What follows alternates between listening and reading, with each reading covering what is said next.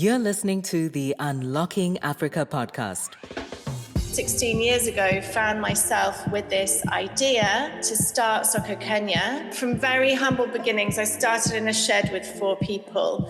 And over the 16 years, we now employ 150 people in a factory and produce for international fashion brands. Africa's always been a source of inspiration for fashion brands. I do feel that there is this shift to it being more and more a manufacturing location. It really was such a surreal moment being connected to, one of the most famous people in the world. Stay tuned as we bring you inspiring people who are unlocking Africa's economic potential. You're listening to the Unlocking Africa podcast with your host, Tessa Adamu. Welcome to the Unlocking Africa podcast, where we find inspirational people who are doing inspirational things to unlock Africa's economic potential. Today we have Jo Maiden, who is an inspirational force in the world of sustainable and ethical fashion manufacturing, and founder and CEO of SOKO Kenya, which is a sustainable and ethical clothing manufacturer in Kenya. Welcome to the podcast, Jo. How are you?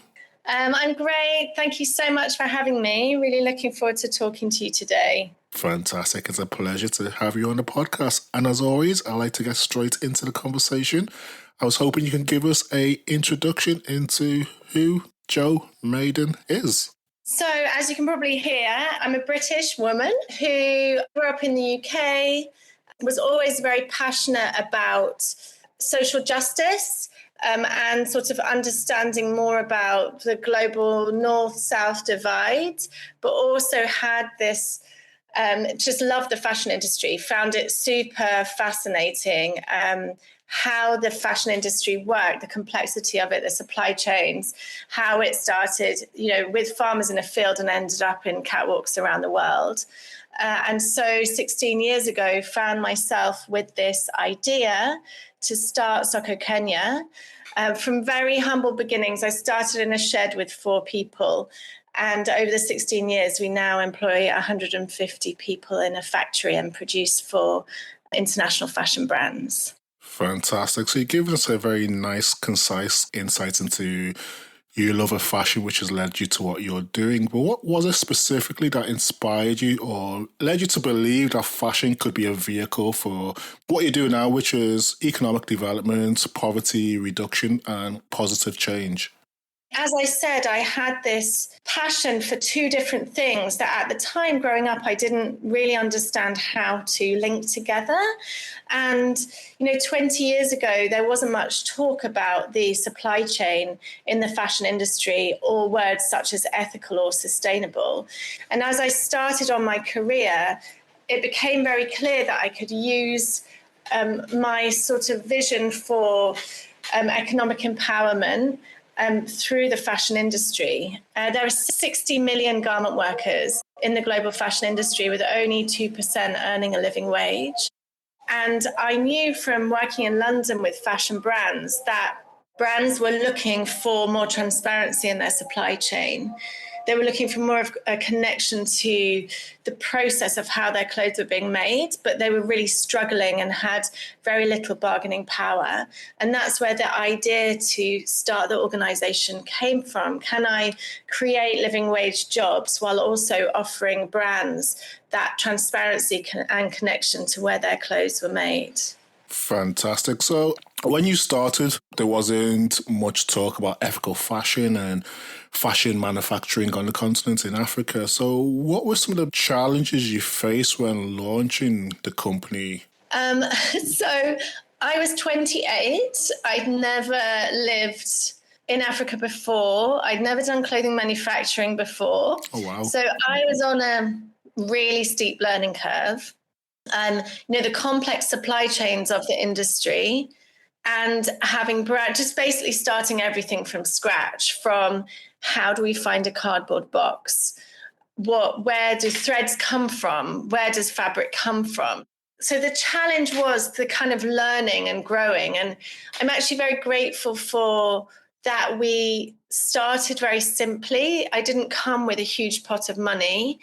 And if I did, I think I would have made much bigger mistakes. We grew organically as orders came in, and we receiving a brand manual, for example, which tend to be kind of over 200 pages long with all of their requirements of the size of a cardboard box, what a poly bag needs to be, sort of set us on this path of, okay, well, we need to figure this out.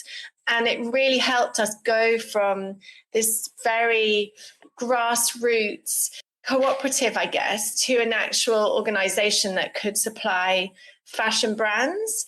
So I think that the challenge is sort of, but in a way, it's not a challenge. It was the kind of opportunity to learn and grow and figure out how the heck we were going to make this work. As you mentioned, you started from scratch with not much knowledge of the industry. Would you say this worked in your advantage or was it a disadvantage? What worked to my advantage was that I came having worked in the fashion industry in the UK, and I was in effect one of the brands that we work with, one of their customers. So I understood that part of it, and coming with that to Kenya helped because I was the bridge between the two. So I would know what a brand's expectations were. I would know how garments would need to be packaged because I bought those garments. So I think that connection really helped us, because also the brands could relate to me because I was their customer, because, I was similar to them. And so having that connection, I think, is what really supported us to be able to do it. So if we look at the approach that you've used in terms of setting up, how would you say SOKO Kenya's model differs from traditional fashion manufacturing setups? I think we're built on social impact. That was, the core of why I started. There are so many factories out there in the world, and why does it need another one? And I wanted to set it up to prove that it was possible to run a profitable business while putting people at the core, at the center. So what that looks like is living wages, pleasant working conditions, things like flexibility for working mothers. We partner with a childcare facility. People can send their kids there before they're at school age. We have meals. We have a company doctor. We offer a lot of training that isn't just relevant to their job. So training in things like money management, sexual reproductive health, entrepreneurial skills. We also look at how we can reduce, the impact. The fashion industry is such a horrendous polluter, how we can use rainwater collection. We collect all our rainwater and that's what's used in the factory. We're 75% solar powered. How can we look at our waste fabric, our offcuts, and upcycle them? So I think the difference was that we were really rooted in those values, and we wanted to build a business that was about partnership and collaboration. Traditionally, the relationship between suppliers and brands is very transactional. And for us, it is about collaboration and partnership. It's about mutual success. It's about the brand being very connected to us and very proud of where their clothes are made. And then we in turn are proud seeing those clothes being out there in the world. As you mentioned, you're built on social impact. Would you say that is the reason why SOKO Kenya is rooted in Africa and specifically in rural Kenya? Yes, I think being based rurally was about offering people jobs in areas where they live, rather than people having to commute, move to big cities. And in those rural areas, there tend to be much higher unemployment levels, much higher poverty, much earlier school dropout rates. So as part of the factory, we also started a charity that provides training for people so that we can employ people from that area. We can train people and then employ them to kind of support in providing people with the skills that they need to lift themselves out of poverty. So as you highlighted, your workforce is local from the rural community. So what are some of the unique strengths and qualities you've seen in the workforce that global brands might sometimes overlook? Yeah, Africa is quite new where companies would look at for manufacturing. So when I say Africa, that's not quite right. Northern Africa is different. Speaking more specifically about sub-Saharan Africa, sub-Saharan Africa hasn't been so much on the radar. And so there's sort of some fear around it feeling risky. Yeah. And what I've seen in conferences I've been at, two main players coming, one being international brands and retailers, and the other being international businesses that have factories all around the world. And a recent one where a company has factories in Bangladesh, India, Turkey, that they're coming to Kenya and saying, we have not been able to scale at the speed that we have in other countries. And the reason why is because of the people here, because of the commitment they see from the people for good quality work, for secure employment, and the hunger to learn.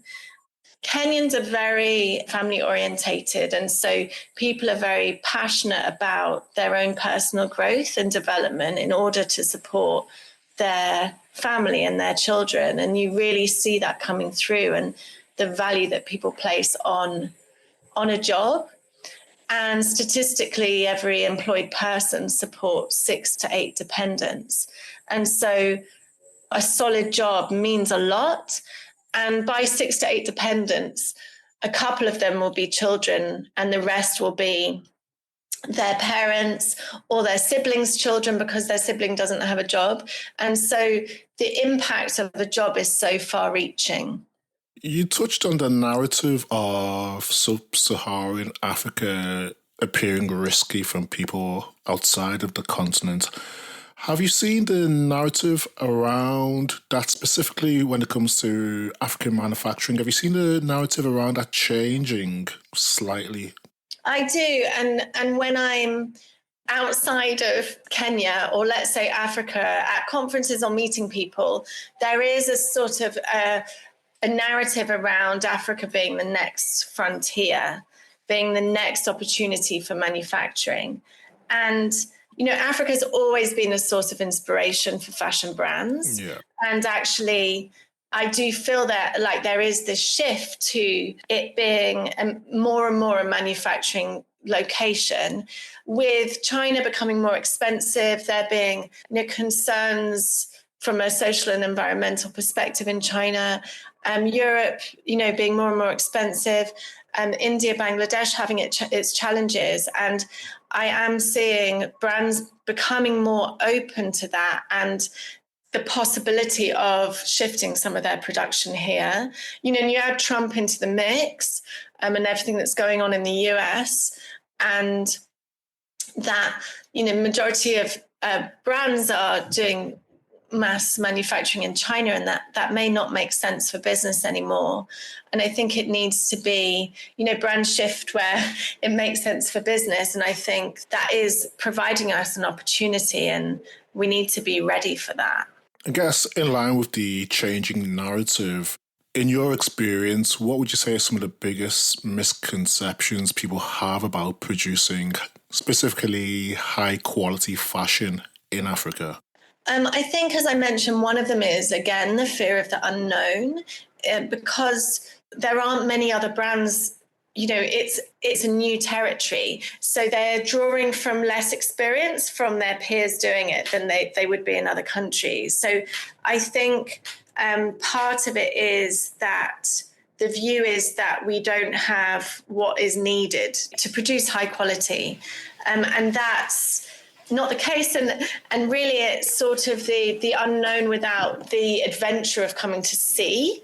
And I think that people making those visits and seeing, because Kenya has large sort of high street level manufacturing, but also has, smaller factories like ours that are producing more for that mid-luxury brand and that sort of higher quality, higher price point brand.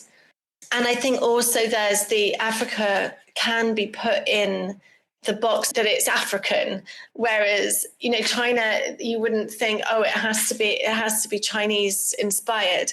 And this was the thing that I was very passionate about, is that, yes, we are in Africa. I'm really proud of where we are, but we don't have to produce clothes that look African. We can produce for anybody, anywhere. And that's part of, I think, unlocking Africa for manufacturing is, let us just be a factory. Yes. Let's be a factory that produces high quality, that creates really needed jobs. And let's do that transparently and make it something that brands can feel really proud of and want to talk about, versus all the insecurity around manufacturing and exposure of bad working conditions and feeling out of control of the supply chain. Part of that becoming a reality is that it needs to not just be about price point, which is, where the fashion industry is in such a mess, is that people will pay more for a salad than they will for a t-shirt. Yeah. And because it's such a complex industry.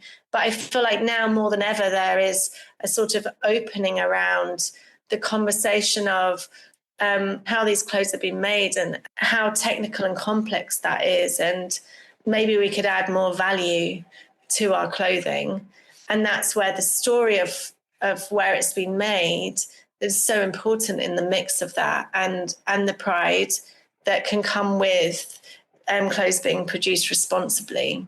Thank you for that. So if we look closer at the quality products that you produce, what would you say is the role of local artisanship or traditional skills in creating the pieces?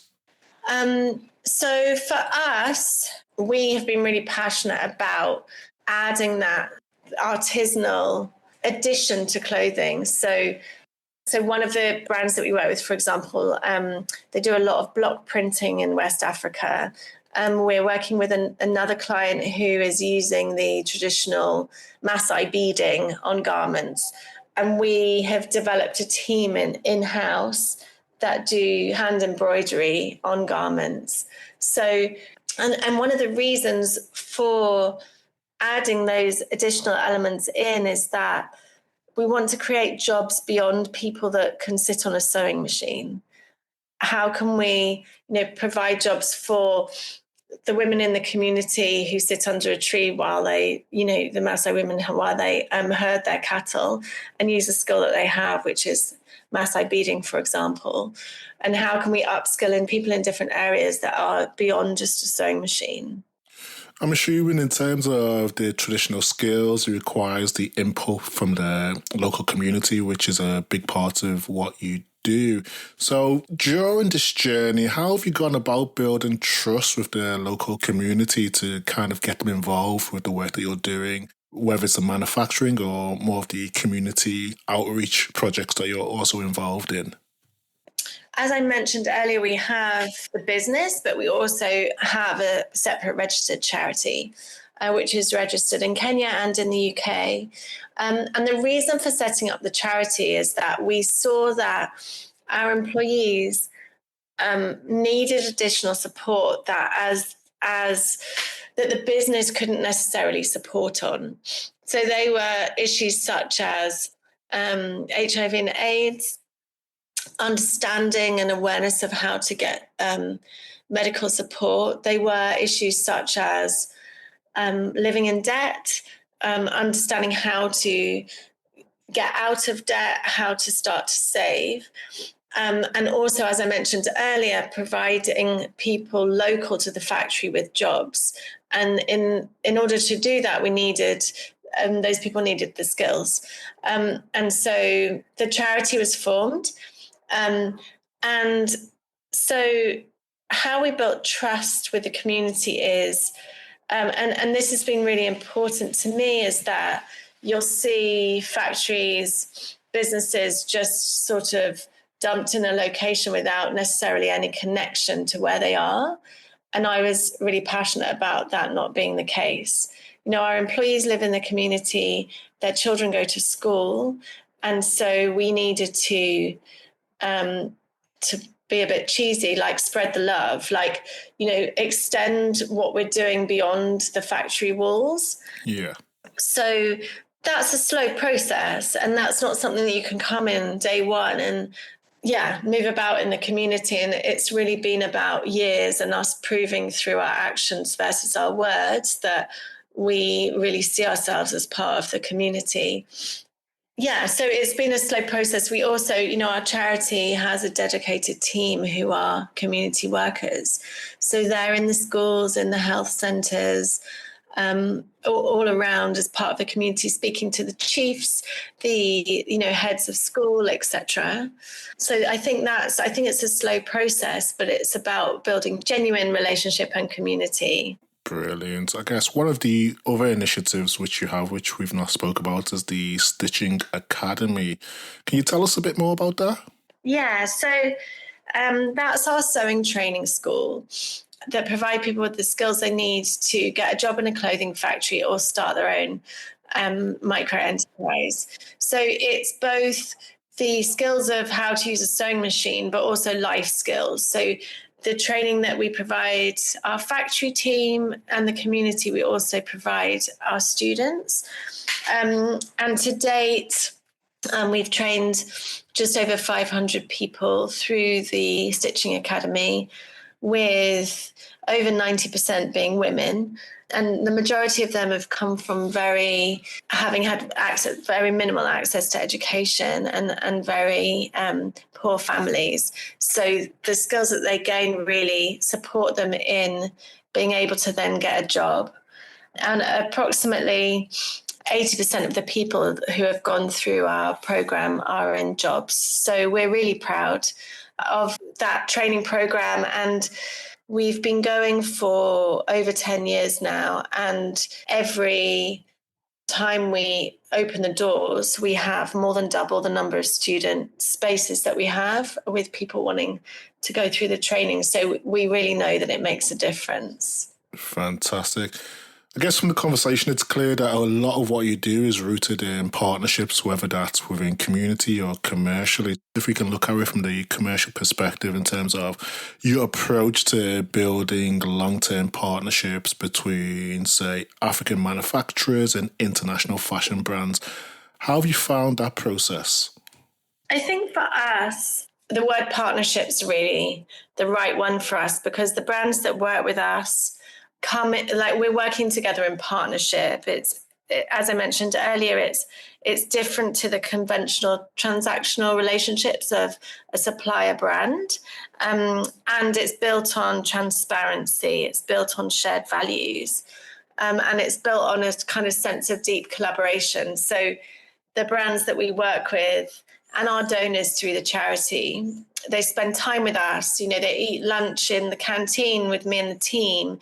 They really are embedded in the values that are really important to us. And also from our side, brands that aren't aligned in those don't make sense to be our clients, because we need to be have a mission together, and a mission towards mutual success. And I think that's what's often missing, is that it's a perspective of a transactional relationship where one party is trying to get as much out of the other as possible, and that's really not how we build partnerships. Fantastic. Thank you for that. I guess from all the great work that you're doing in terms of the community work and building the business, results in recognitions. I know that you've been recently recognized with the Women in Manufacturing ESG Warrior Award. What does that mean for you when you get these accolades or recognitions? I've spent 16 years head down, grassroots, plugging away. And so to have a moment of recognition, I'm very grateful for. We all need those things to kind of keep us going and to remind us that we're on the right path. I also think for me that when we receive these awards or get recognition, I really see how much that means to the team, and the sense of pride that the team gain from it. And that's almost, that's more to me than those other things that as a team, we've all won them. And the people who I started with, the 4 people, 3 of them are still with me. One of them sadly passed away. And so, I have really built the people who, have seen all the different versions of the business can stand on that stage with me. We're all together in that. And there's a lot that we can all feel proud of. Also, I guess outside of the awards, a huge recognition is also when you see someone hugely iconic or symbolic wearing your clothing. I know Michelle Obama has worn garments from your factory. What was that moment like for you and your team? So this was in the early days when we were in a very basic classroom. And, didn't have a smartphone at the time. And I opened my laptop and I got all these pings coming through on email. And then I saw all these pictures of Michelle Obama wearing, she's worn clothes, I think 3 or 4 times that we've made. And I remember going round to the team with my laptop and they said to me, "Oh, is there like a proper factory, making the same clothes as us?" And I said, "No, these are our clothes. Like, this is what we have made." And the connection, with Barack Obama's heritage in Kenya, there was a huge sense of pride anyway in Kenya around, him being president. And so it really was such a sort of surreal moment, but also a moment where we felt very connected as this sort of tiny, I think we were maybe 18 people at the time, tiny enterprise being connected to, one of the most famous people in the world. And it really did for me also show the power of, what someone with that presence, the power of the decisions of where their clothes are made, and what clothes they choose to wear, and how in that moment we were put on the map. And that just felt amazing for us. With global icons wearing your clothing, if we look at the wider African fashion kind of space, do you think that African fashion manufacturing is ready for larger global demand? Absolutely. I think that people need to come and see us, that it's about that brand sort of gaining that confidence and understanding that we're here. There's a whole industry here that's been doing it, and that we're ready. Though we're not India, we're not China, we also have the ability to produce high quality clothing. And that, as I said before, it's about partnership and collaboration, that growth comes by doing things together. And yeah, I'm excited. As we know, fashion is largely built or determined by trends. Are there any trends in Africa's, whether it's ethical fashion or fashion manufacturing space, that you're seeing that you're quite excited about? Yeah, I'm hearing the phrase Africa dressing itself or herself. And I really like that. I feel like where the world is with trade tariffs, with nearshore manufacturing, that actually what does it look like for some of the focus at least to be on how can we dress ourselves? How can we, with the growing middle class and with more and more wealth being in the continent, how can we dress ourselves rather than being so focused on, what is now the turbulent trade across continents? I also think that, there's a lot of innovation here. Kenya has just become, I think, the largest country on the continent to bring in secondhand clothing, which is really not great for local manufacturing, but it also sees people looking at how to innovate with secondhand clothing, how to add value to the clothes that are coming through, and upcycling, which I love because that's sort of about innovation. Fantastic. So if we move from current trends and look to the future, I know this is a very open and wide question, but where do you see Africa's fashion manufacturing space in, say, the next 5 to 10 years? I think, as I mentioned, the shift from looking globally to looking at how we can dress across the continent. I was in South Africa recently, and so in Kenya, how it's set up is they make it easy to import raw materials with no duty as long as the completed goods are exported. And, that's, I know, common throughout the world. This export processing is called an export processing zone to support job creation. And what I saw when I was in South Africa was that South Africa are actually focused on how can we make it easier to produce locally, to sell locally. And so what South Africa is starting to see is this growing local manufacturing to support the local retail spaces. And it's expensive to import clothing from outside, often China. It's harder to, it's more expensive to do that. And they're managing to tip the balance and make it that how can we make it cheaper, high quality, faster turnaround by producing it locally and selling it locally? And I think that model's such an inspiration.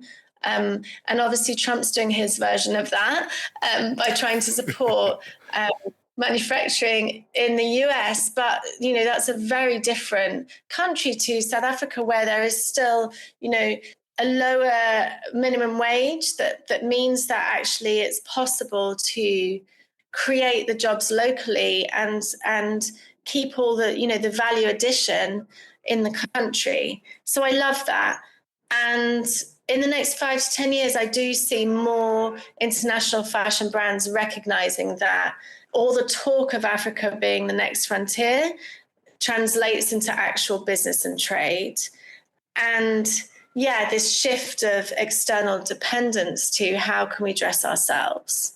If we look closer to home, what's next for you and SOKO Kenya? Where do you see the company in the next 5 to 10 years' time? So at the end of last year, we completed this incredible 10-month business acceleration program it's called Stanford Seed, and it supports businesses of my kind of size and that have been in business for a number of years to really pull apart your business in every area and look at, it's called the transformation program, look at how you can transform and really grow in a very sustainable way. So last year was a year of us sort of pulling everything apart, and this year is a year of us implementing everything that we've learned to build a stronger foundation with a very sober awareness of the instability of the world, and look at how can we really build the foundations for something sustainable.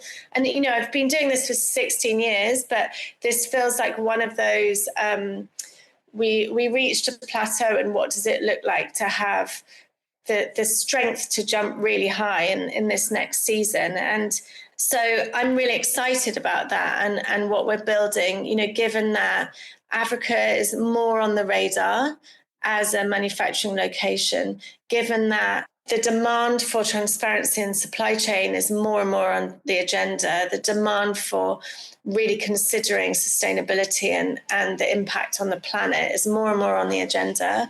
And we've been here doing this, as I said, head down, grassroots for 16 years. And for me, it's always really been about proving the model of building a factory that is profitable, that makes sense, whilst putting people and the planet first.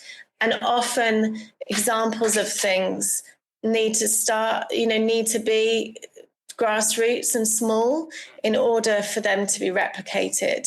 And so for me, this isn't just about the company that I'm building, it's about proving a model that can be replicated beyond myself. This is what the industry could look like. This is the positive that we could bring to people and the planet by having a focus that isn't just on margin, profitability, etc. And so I'm passionate about my mission. What the next 5 to 10 years of that looks like. Quote of the week. As people, we often have quotes, mantras, proverbs, or affirmations that keep us going when times are good or when times are challenging.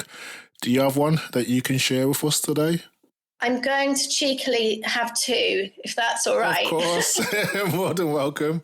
So one is we can do hard things.